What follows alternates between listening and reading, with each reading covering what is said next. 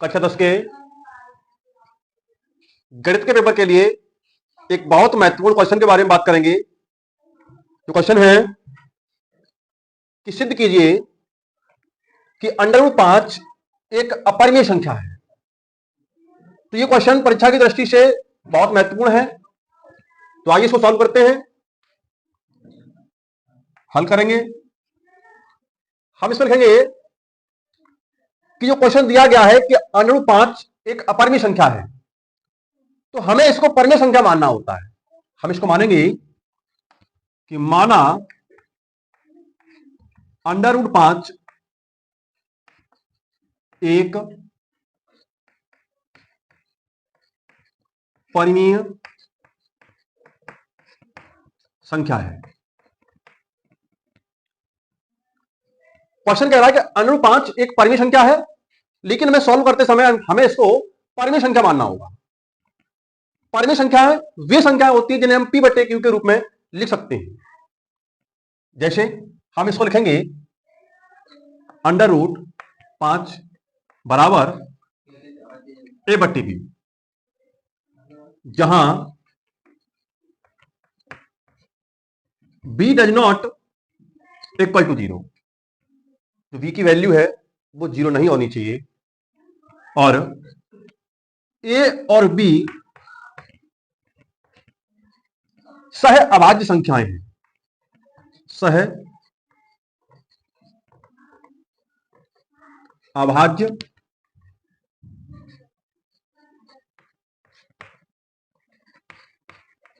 संख्या है।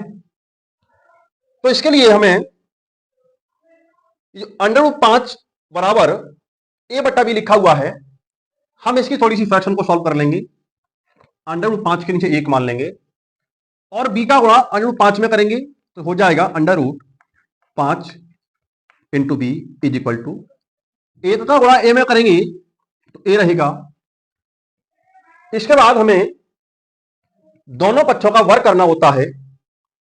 हम यहां पर लिख सकते हैं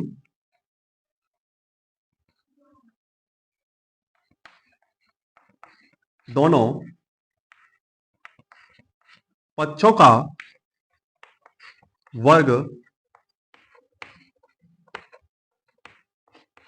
करने पर, जब दोनों पक्षों का हम वर्ग करेंगे तो कुछ इस प्रकार से हो जाएगा √5 इंटू बी का वर्ग करेंगे इज इक्वल टू ए का वर्ग करेंगे। अब यदि हम इधर वर्ग करते हैं तो इस वर्ग से वर्गमूल हट जाता है, केवल 5 बचेगा। इंटू बी का वर्ग करेंगे तो b² हो जाएगा इज इक्वल टू ए का वर्ग करते हैं a² रहता है।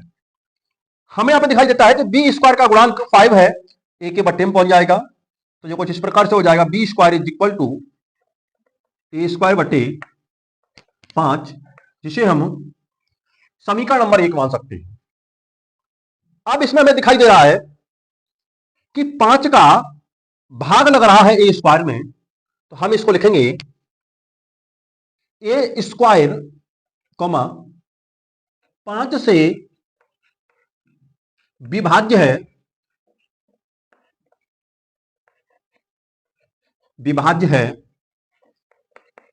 इसलिए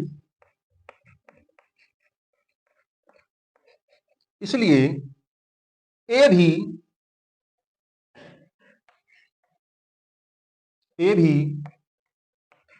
5 से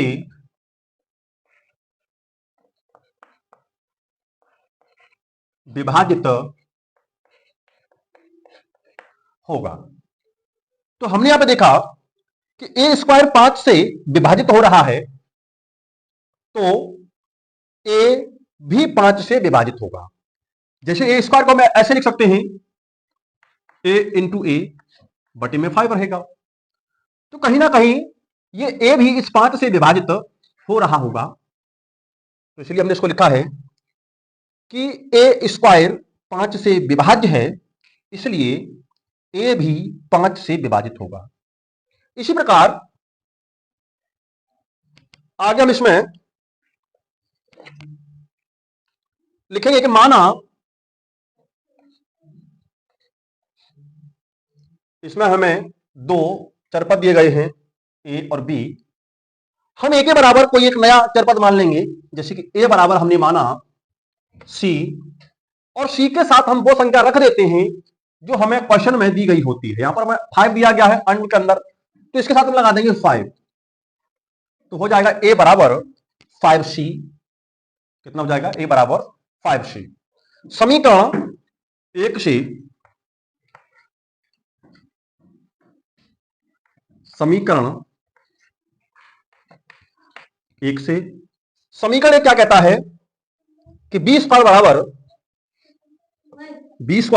बराबर ए स्क्वायर बटे 5 लिखा हुआ है, लेकिन हमने ए के बराबर क्या माना है?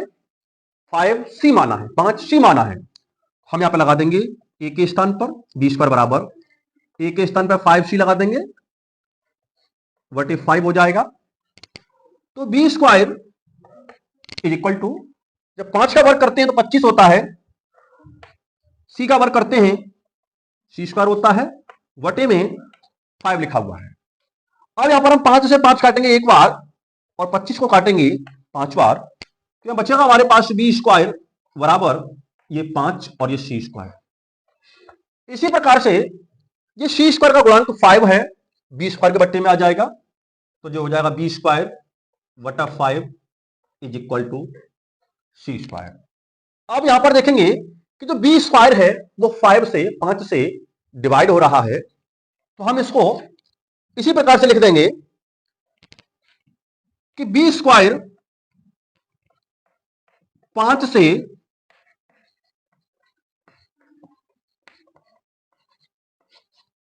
विभाज्य है,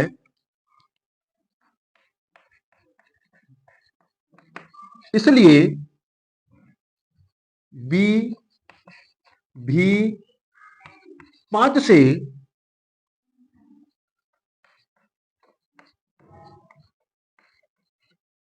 विभाजित होगा।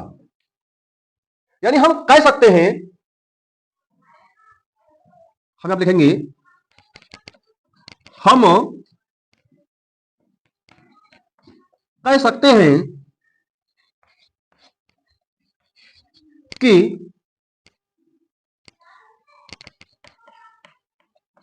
ए और बी सह अभाज्य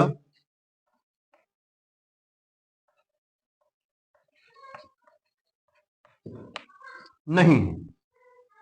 अतः हमारी कल्पना गलत है, नहीं है। हमारी कल्पना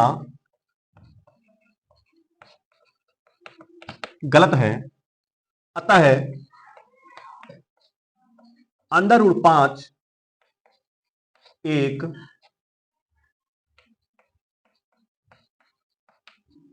अपरिमेय संख्या है, क्योंकि यहां पर ए भी 5 से विभाजित हो रहा है और बी भी 5 से विभाजित हो रहा है। तो इस प्रकार से हम इसके जितने भी क्वेश्चन होंगे इसी प्रकार सॉल्व कर सकते हैं, और इसी प्रकार के महत्वपूर्ण क्वेश्चन प्राप्त करने के लिए, सीखने के लिए हमारे चैनल को सब्सक्राइब करें।